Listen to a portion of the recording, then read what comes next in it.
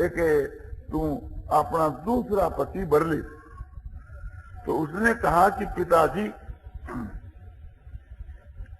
कन्या का दान एक ही बार होता है और अच्छे जो पुरुष है वो एक ही बार कहते हैं और भाइयों का बंटवारा एक ही बार होता है। ये तीनों बात एक ही बार हुआ करती है। तो मैं अपने मन में उसको पति बना लिया, अब मैं दूसरे को कैसे बनाऊं? मेरे तकदीर में जो कुछ हुआ सो हो जाएगा, मेरा विवाह उनके साथ में कर। तो उस समय के बीच के मां मन से थी जो काम कर लिया जाता था उसी के अनुसार लोग काम में लिया करते थे। और इस समय के बीच के मां जब तक हम वचन नहीं देवे तब तक एक प्रकार से उसका फेरबदल कर ले में तो कोई दोष नहीं है। उत्तम तो नहीं है किंतु दोष नहीं है। क्यों? कोई अपराध तो किया ही नहीं। जिसको कोई चीज देनी है उसको मुंह से कहा ही नहीं। तो इसका ये भाव समझना चाहिए। तुलसीदास जी ने यदि उस उद्देश्य से ही कहा हो जो पहले आपको अर्थ बताया, तो ये समझना चाहिए कि हम तो यही कहेंगे कि हमारे समझ में नहीं आया, हम उसको काम में नहीं लावेंगे। जिनकी इच्छा वो काम में ला सकता है। कोई काम में लावे तो हम उसको ठीक नहीं समझते, गलत समझते हैं। जब हम उसको गलत समझते हैं तो हम काम में कैसे लावें? तो हम इसका ये अर्थ मानते हैं जो आपको बतलाया गया। कली में एक प्रधान जैन केन विधि कीने जैन केन विधि दीने दान। तो धर्म के 4 चरण है।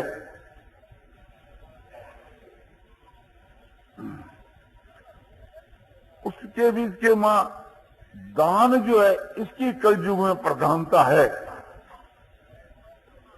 कथा आती है भागवत के मां कि राजा जो परीक्षित जो है उसने देखा कि कोई एक मानो हिंसक आदमी एक बैल को मार रहा है और उस बैल की जो है सो 3 टांग तोड़ डाली और चौथी तोड़ना चाहता है।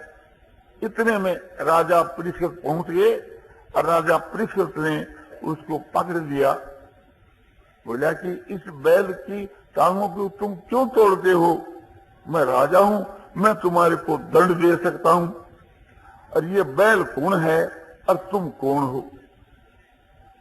तो फिर ये निर्णय हुआ। बैल तो वो धर्म था और टांग तोड़ने वाला वो कलयुग था। तो एक प्रकार से धर्म ने कहा कि ये दुष्ट कलयुग है, तो मेरे 3 पांव तो तोड़ डाले और चौथा तोड़ना चाहता है।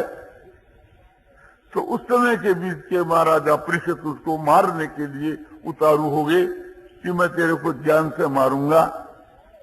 तब कलयुग उनकी शरण आ गया और ट्राई करने लगा कि राजन मेरे पर कृपा करके मैंने छोड़ दो। तो उसने कहा कि एक प्रकार से थी तू बड़ा भारी पापी है, जुल्मी है, तो ऐसा पाप फिर नहीं कर। और हमारे देश में जो लोग हैं उनके ऊपर तुम्हारा प्रभाव नहीं पड़े, ये मैं चाहता हूं। तो कलयुग ने कहा कि मेरे रहने के लिए कोई स्थान बतला दो। तो उन्होंने कहा कि भी सोने में जाकर तुम वास करो। और भी स्थान बतलाए और कलयुग को फिर छोड़ दिया। तो एक पैर बाकी कौन सा रह गया कि दान का।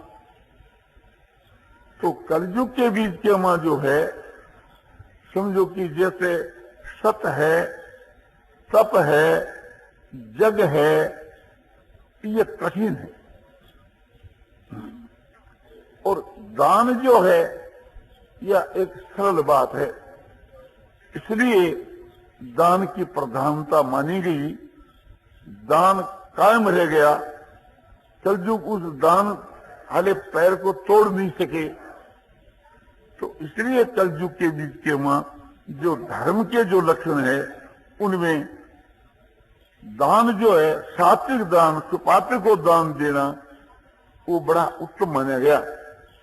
और भक्ति के विषय में भगवान के नाम का जप सबसे बढ़कर के माना गया, सबसे बढ़कर के माना गया नाम का जप। नाम का जप तो भक्ति के विषय में और धर्म के विषय में दान। एक तो है धर्म और एक है ईश्वर की भक्ति। जैसे नीति है, नीति से तो धर्म बलवान है और धर्म से ईश्वर की भक्ति बलवान है। नीति में ये बात है कि दूसरे का हक तो लेना नहीं और अपना हक देना नहीं। किसी की पंचायती करे तो पक्षपात करना नहीं, या फैसला किसी का करे हाकिम होकर के तो किसी का पक्षपात नहीं करना, रिश्वत माने घूस नहीं लेना। ये नीति है। हम रेल के मां चलते हैं और हम अपनी सीट पर बैठे हैं और दूसरे अपनी सीट पर बैठे हैं, और दूसरा कोई एक आदमी आ गया, हम अपनी सीट तो उसको देते नहीं और दूसरे की सीट पर अधिकार जमाते नहीं। ये नीति है। किंतु जो त्याग है वो धर्म है। हमारी सीट रिजर्व करी हुई है, किंतु दूसरे भाई को दुखी देखकर कहते हैं तुम भी यहाँ बैठ जाओ, हम दोनों शामिल बैठ करके चलेंगे। वो कहता है कि आपका रिजर्व है। बोले रिजर्व है तो क्या है, एक प्रकार से थी आप बैठिए। तो उसके ऊपर उदारता करता है, क्या करता अपना, तो ये धर्म है। नीति उसका नाम है कि न तो अपने हक का त्याग करे और न दूसरे के हक को ले, तो वो नीति है। तो नीति से धर्म है सो बड़ा है, और धर्म से ईश्वर की भक्ति है सो बड़ी है। धर्म से ईश्वर की नीति जो है, धर्म से जो ईश्वर की जो भक्ति है वो बड़ी है। और भक्ति के बीच के मां जो प्रधान है सो भगवान के नाम का जप है। कलयुग के मां सभी युगों के बीच के मां नाम की महिमा है, किंतु कलयुग के बीच के मां नाम की महिमा और अधिक। नारायण नारायण नारायण श्रीवन नारायण नारायण श्रीमन नारायण नारायण श्रीमन नारायण नारायण नारायण नारायण श्रीमन नारायण नारायण। सियावर रामचंद्र की जय, मार मुकुट बंसी वाले की जय। धर्म और ईश्वर की भक्ति विषय प्रश्नोत्तर श्री जयदयाल जी गोयनका द्वारा आज मिति ज्येष्ठ कृष्णा चतुर्थी तदनुसार तारीख 11/5/55 को सायंकाल 5 बजे गीता भवन के हॉल में दिए गए। नारायण नारायण श्रीमन नारायण नारायण नारायण नारायण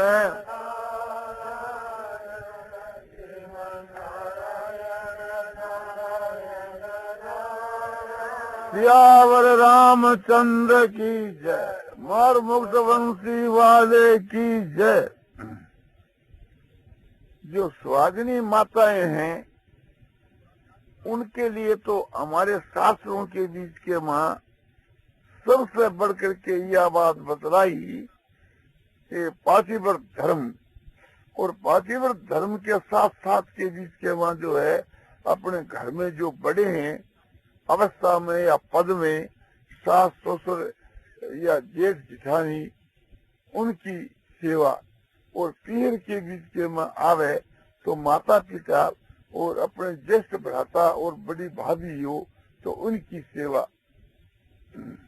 स्वादिनी स्त्री के लिए एक नंबर बात यह है कि पातिव्रत धर्म को पालन कर। पातिव्रत धर्म को पालन क्या है कि मन वाणी और शरीर से पति के चरणों की सेवा करनी। एक ही धर्म एक व्रत नेवा,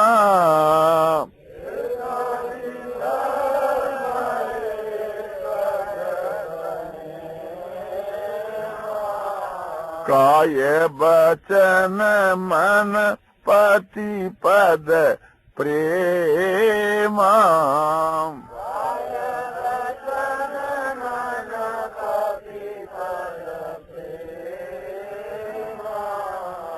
जिन प्रेम नारी परम गति इलही,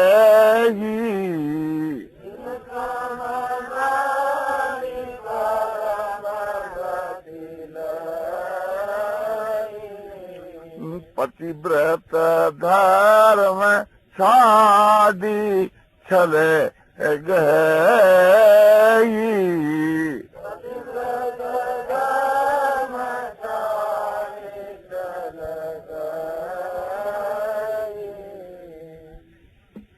स्त्री के लिए एक ही धर्म, एक ही व्रत और एक ही नियम है। क्या कि मन से, वाणी से, शरीर से समझो कि पति की सेवा करना,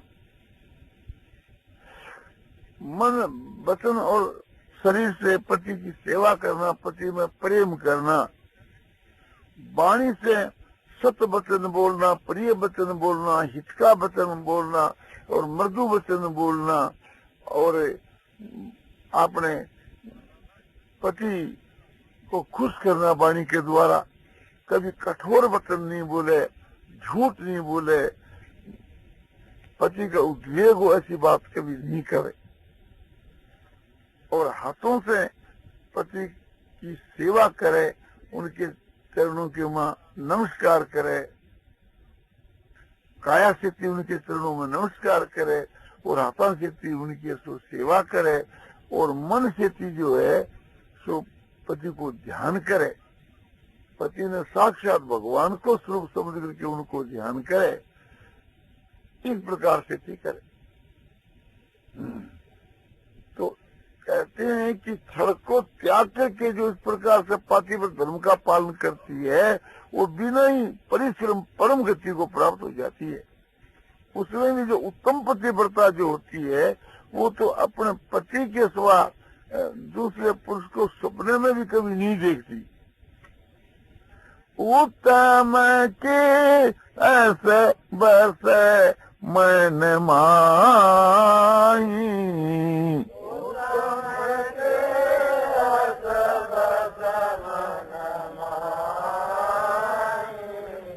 सपने हु आन पुरस जग नाही।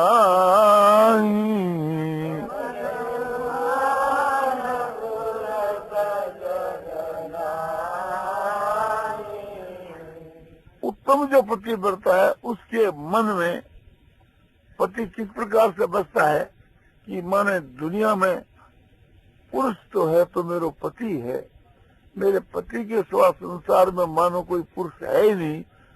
सपने के बीच के मां भी समझो कि दूसरे पुरुष को अस्तित्व उसकी दृष्टि में नहीं है, और उससे जो किसी बीच की है वो पतिव्रता की बात कही जाती है कि मध्यम पर पति देखेगी कैसे,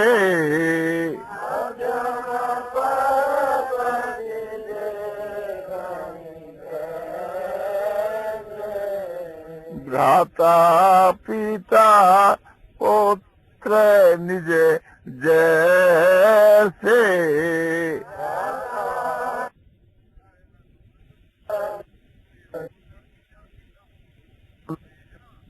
रे क्रोधी दीना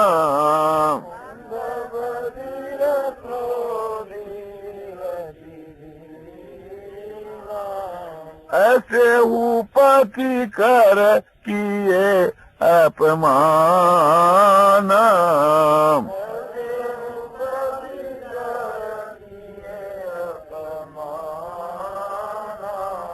नारी पाव जम पूर दुख नाना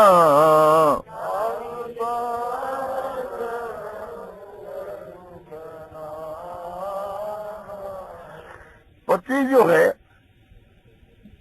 कैसा ही हो कभी उसको अपमान नहीं करना चाहिए, चाहे पति अंध हो, चाहे बैर हो, और चाहे क्रोधी हो, और चाहे अति दीन हो, और चाहे बूढ़ हो, और चाहे रोगी हो, और चाहे मूर्ख हो,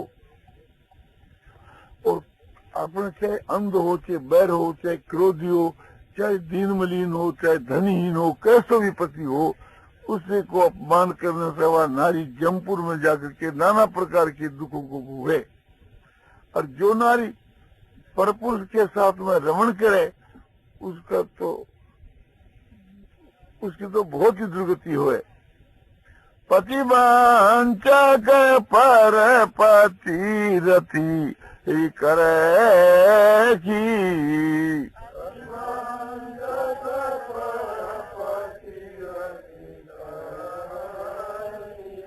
रोरव नरक कल्प सत पारेगी।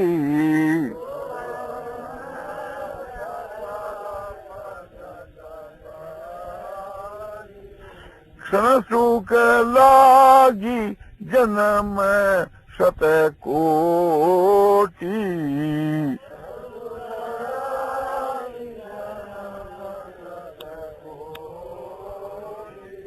और जेद समुझते ही सम को खोटी।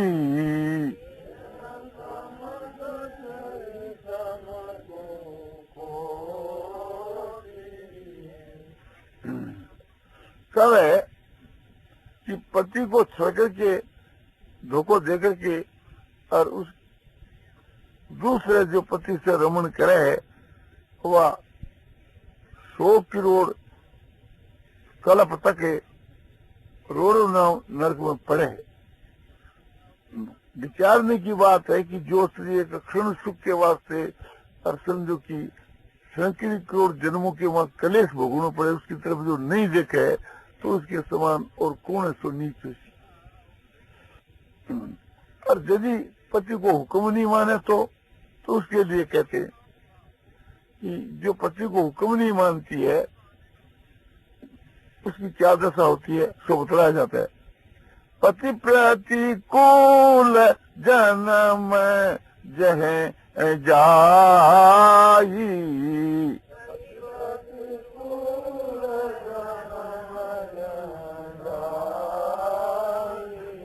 विधवा होई पाय तरुणाई।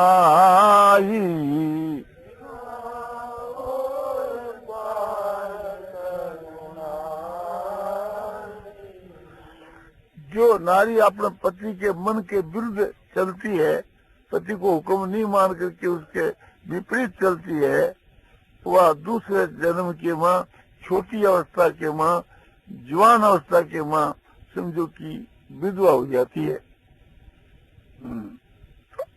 यही बात समझो पुरुषों के लिए। पुरुषों का ये कर्तव्य कि अपनी जो धर्मपत्नी है उसको अपने आधे अंग के समान समझना चाहिए, अपनी मित्र समझ करके और उससे प्रेम करना चाहिए। ये नहीं कि उसको पक्की जूती के समान समझ उसका तिरस्कार करे।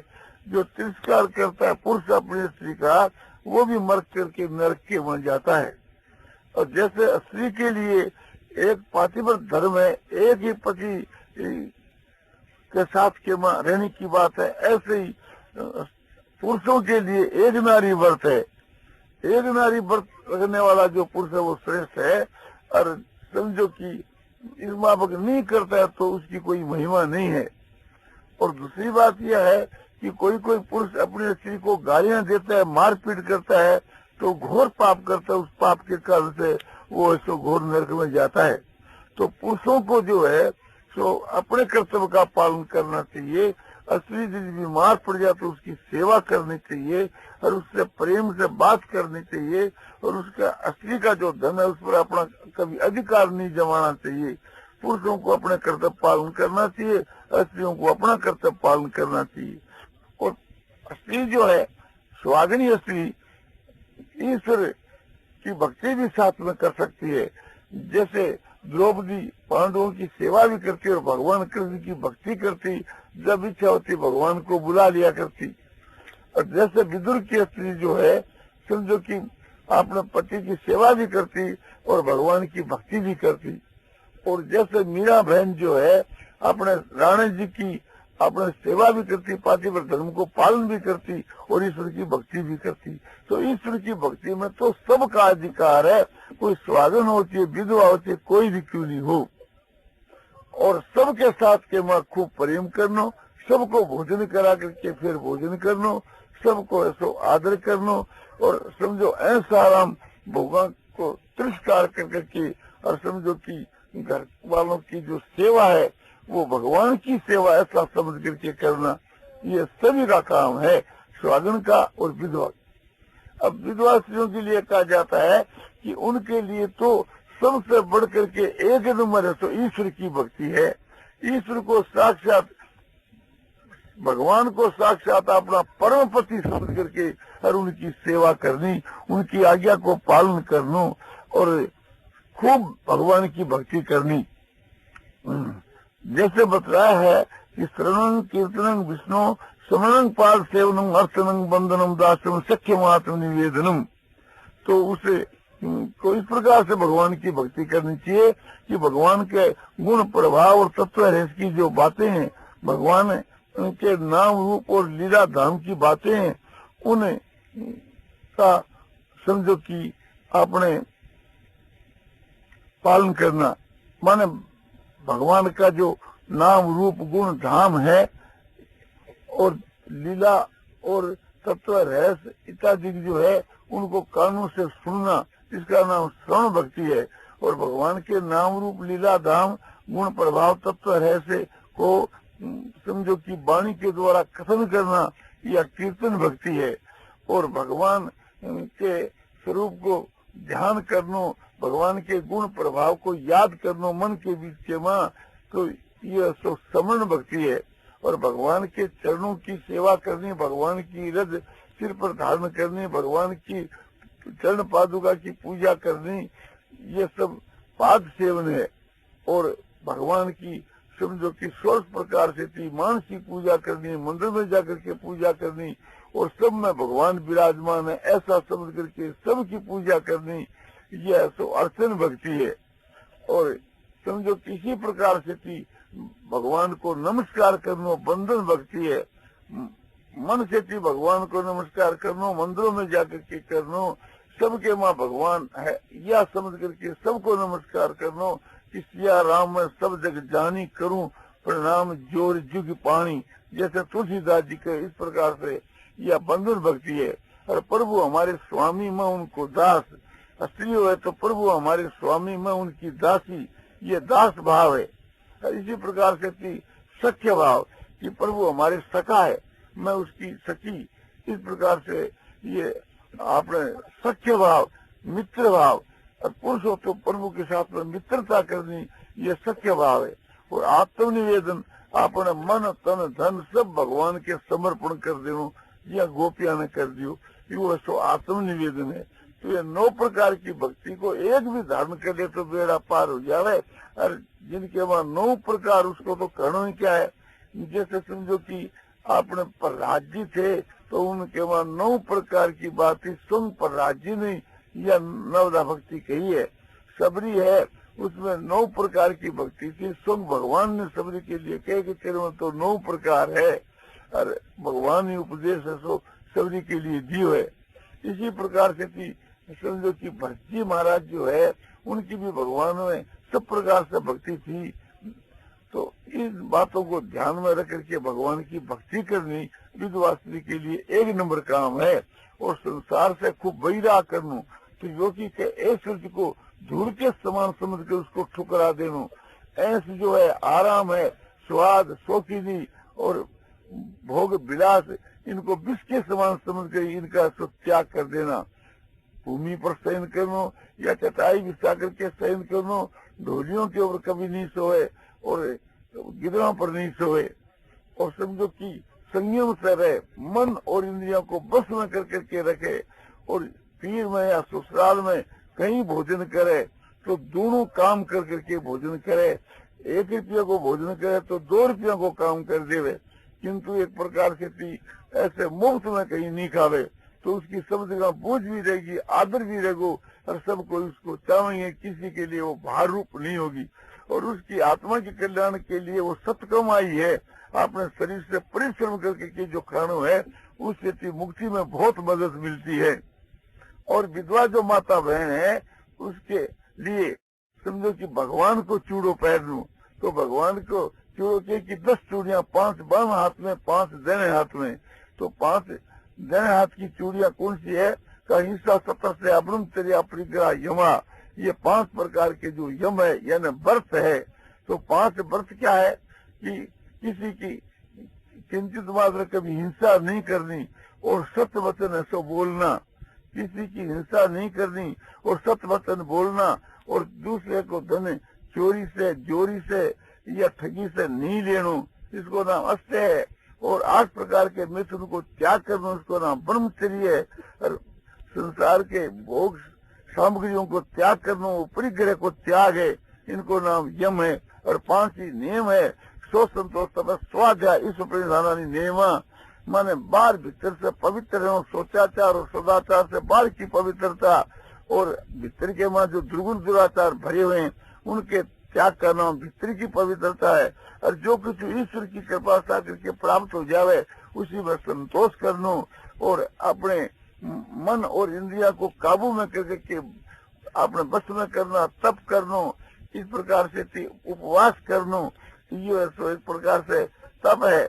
और शास्त्र को अध्ययन करना, स्वाध्याय करना, एक प्रकार से इसको नाम स्वाध्याय है। और भगवान के नाम को जब भगवान के स्वरूप को ध्यान, इसको नाम इस परिधान है। तो 5 यम और 5 नियम इनको पालन करना, और सबके साथ में सत्य व्यवहार करना, बड़ो प्रेम को व्यवहार करना, और भगवान ने कभी नहीं भूलना। चलते उड़ते बैठते सोते खाते पीते हर वक्त भगवान ने याद रखना। और संसार के बीच के मन ज्ञान वैराग भक्ति सदा